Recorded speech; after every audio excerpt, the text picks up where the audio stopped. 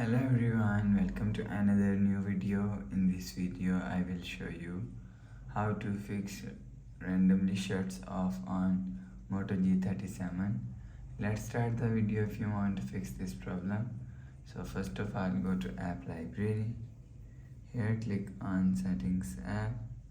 Now in setting, scroll down and click on system and click on reset option.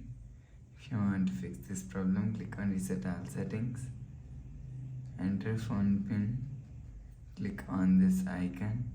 You will see your problem is solved. But if it doesn't fix this problem, restart phone. Just click and hold side power button and volume up button. Click on this restart icon. Again tap on this restart icon, you will see phone is restart. After restarting, enter phone pin.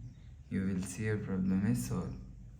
But if it doesn't fix this problem, go to app library, click on settings app. Now in setting, scroll down and click on system and update. You will check your software update is latest. If it not latest, update your software latest. After update software latest, go back to home screen. You will see your problem is solved. So please subscribe for more new latest videos. Thanks for watching.